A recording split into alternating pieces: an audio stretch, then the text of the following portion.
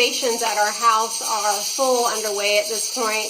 You can kind of see I've got quite the mess in the background. All my furniture is kind of squished together, and then we've got furniture that would normally be in our dining room and our living room.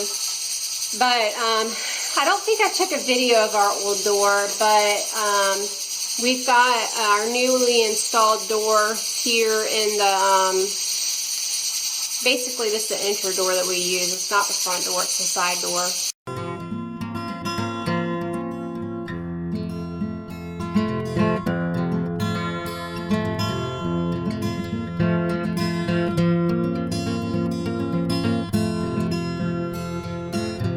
Newly installed door, we went with the full glass because I just really wanted more natural light in here. It can tend to be kind of dark because there's not windows in the kitchen.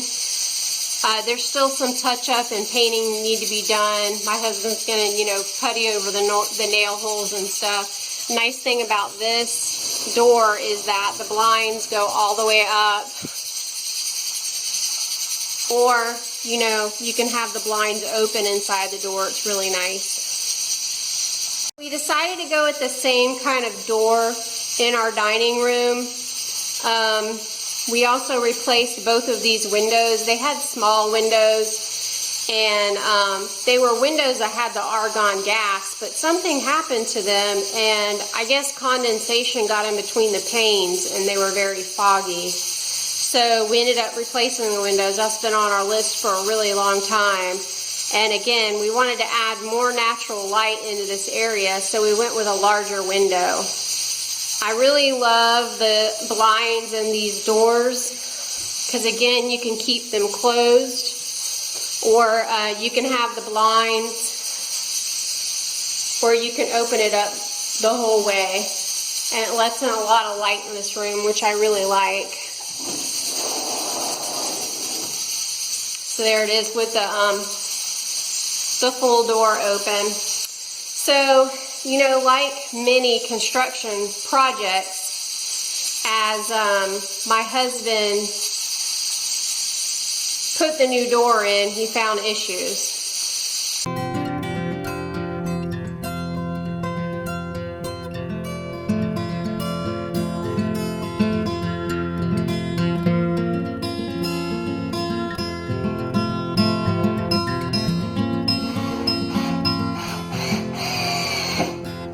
He found issues. He put the door in and found that the subfloor had mold. Now, when we moved into the house, we knew that there were some issues with moisture. We ended up putting a new roof on. It's probably been about 2 or 3 years ago, but we hadn't really had the opportunity to deal with some of the ramifications of having that moisture. So,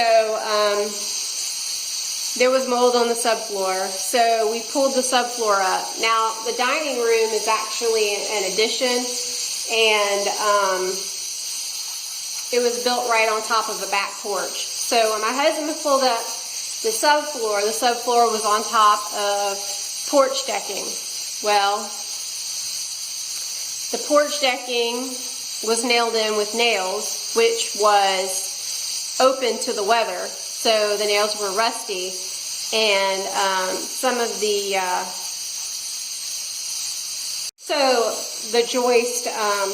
joists were falling because of the rusty nails. So then we went to the hardware store, and my husband got what he calls joist hangers. I guess they're brackets for the joists the 2x6 goes into. We got some new 2x6s because there was some rot with that too. So again, like any construction project or any home remodeling project, there's always things that come up that you aren't necessarily expecting. We definitely didn't expect to change or to replace the subfloor in here, but I'm thankful that we did because we found the issue and we fixed it. So now we have subfloor. And the next thing is going to be probably the ceiling.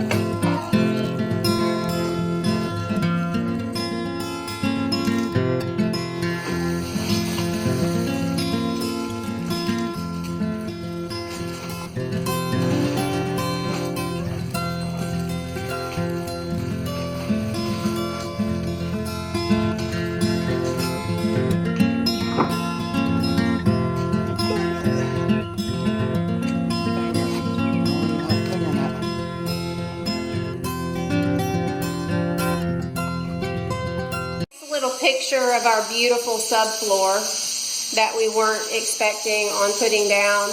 I'll have to ask my husband exactly what this board is referred to, but it's almost like a tongue and groove.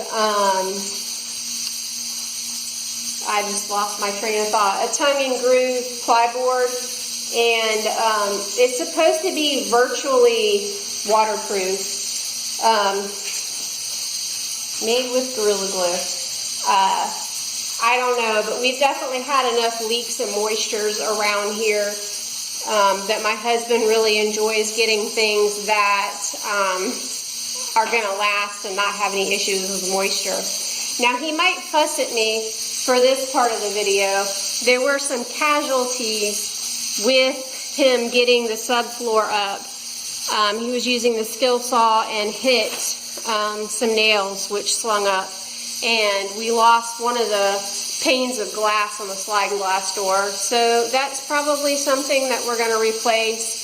And something that's just really, really tragic is that he hit one of the brand new windows and put a tiny little crack in it. You probably can't see it through the tape, but he bought like a windshield repair kit and put some epoxy on it.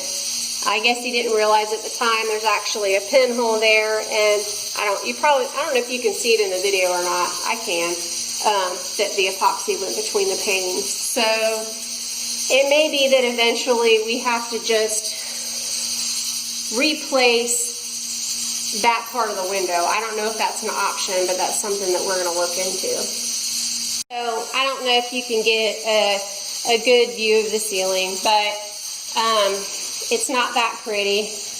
When it was built, it had popcorn on it. The popcorn was really thick. We ended up scraping that off. And, you know, originally we were planning on just fixing the seams with joint compound and just keeping a regular flat ceiling, which probably would have been a lot more cost effective, but I really, really, really wanted planking on the ceiling, and so the plan in here is to do planking on the ceiling. Once we get the ceiling done, then we'll put flooring down, and our plan is to do tongue and groove pine flooring, which I am really, really excited about. I'm going to come over here and show you these windows. They're on the other side of the room. This is what the windows over there look like. They're just small. We may eventually change these windows out to larger windows, especially for like symmetry purposes. I don't know that it's completely necessary, but I absolutely love the natural light. And I don't know, in my opinion, you can never have too much natural light. So it's shaping up. We are finally moving forward with a lot of these home renovations. Our ultimate plan is to get everything really ship-shape and then put the house up for rent. Eventually our goal is to be in Western North Carolina, but I'm not exactly sure what the time frame on that goal is going to be.